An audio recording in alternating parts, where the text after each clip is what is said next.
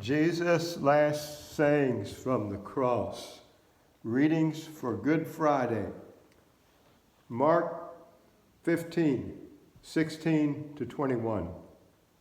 The soldiers took Jesus away into the palace, and they called together the whole Roman cohort.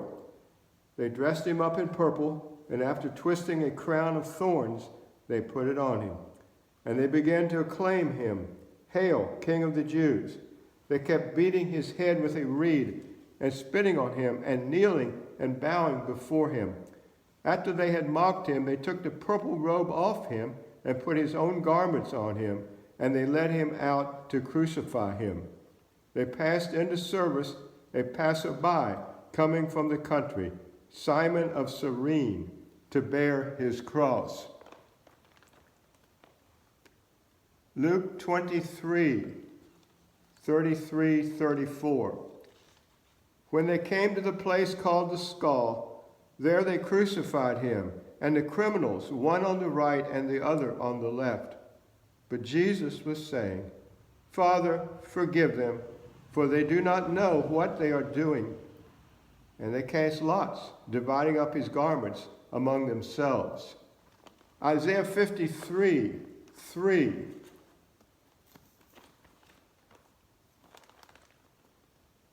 He was despised and forsaken of men, a man of sorrows and acquainted with grief. And like one from whom men hide their face, he was despised, and we did not esteem him. Luke 23, 39-44. One of the criminals who were hanged there was hurling abuse at him, saying, "Are you not the Christ? Save yourself and us." But the other answered and rebuked him, saying, "Do you not even fear God, since you are under the same sentence of condemnation? And we indeed are suffering justly, for we are receiving what we deserve for our deeds. But this man has done nothing wrong." And he was saying, "Jesus, remember me when you come in your kingdom." And he said to him, "Truly, I say to you, today you shall be with me in paradise." Psalm 22, 14-15. I am poured out like water, and all my bones are out of joint. My heart is like wax, it is melted within me. My strength is dried up like a potsherd, and my tongue cleaves to my jaws. And you lay me in the dust of death. John 19, 25-27. But standing by the cross of Jesus were his mother and his mother's sister, Mary the wife of Clopas, and Mary Magdalene. When Jesus then saw his mother and the disciple whom he loved standing nearby, he said to his mother, "Woman, behold your son." Then he said to the disciple, "Behold your mother." From that hour the disciple took her into his own household. Psalm 22, 1-2. My God, why have you forsaken me? Far from my deliverance are the words of my groaning. Oh my God, I cry by day, but you do not answer, and by night, but I have no rest. Mark 15, 33-34. When the 6th hour came, darkness fell over the whole land until the 9th hour. At the 9th hour, Jesus cried out with a loud voice, "Elio, Elio, lama sabachthani," which is translated, my God, why have you forsaken me?" Isaiah 53, 4-6. Surely our griefs he himself bore, and our sorrows he carried. Yet we ourselves esteemed him stricken, smitten of God, and afflicted. But he was pierced through for our transgressions. He was crushed for our iniquities. The chastening for our well-being fell upon him, and by his scourgings we are healed.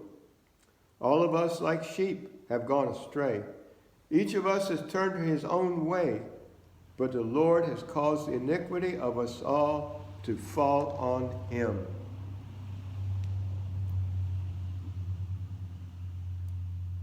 John 19:28. After this, Jesus, knowing that all things had already been accomplished to fulfill the scriptures, said, I am thirsty. Psalm 69, 20-21. Reproach has broken my heart, and I am so sick. And I looked for sympathy, but there was none, and for comforters, but I found none. They also gave me gall for my food, and for my thirst they gave me vinegar to drink. John 19:29-30.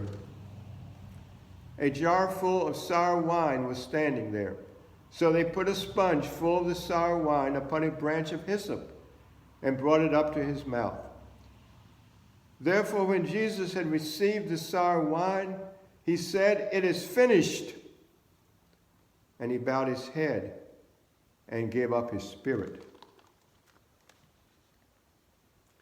Isaiah 53:7-8. He was oppressed and he was afflicted, yet he did not open his mouth. Like a lamb that is led to slaughter, and like a sheep that is silent before its shearers, so he did not open his mouth. By oppression and judgment he was taken away. And as for his generation, who considered that he was cut off out of the land of the living, for the transgression of my people, to whom the stroke was due. His grave was assigned with wicked men, yet he was with a rich man in his death, because he had done no violence. No, nor was there any deceit in his mouth. Luke 23:44-47. And it was now about the 6th hour, and darkness fell over the whole land until the 9th hour, because the sun was obscured, and the veil of the temple was torn in two. And Jesus, crying out with a loud voice, said, Father, into your hands I commit my spirit. Having said this, he breathed his last. Now when the centurion saw what had happened, he began praising God, saying, Certainly this man was innocent.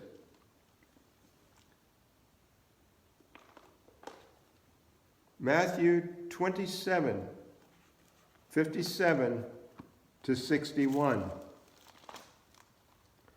When it was evening, there was a rich man from Arimathea named Joseph, who himself had also become a disciple of Jesus. This man went to Pilate and asked for the body of Jesus. Then Pilate ordered it to be given to him. And Joseph took the body and wrapped it in a clean linen cloth and laid it in his own new tomb, which he had hewn out in the rock. And he rolled a large stone against the entrance of the tomb and went away. And Mary Magdalene was there, and the other Mary sitting opposite the grave.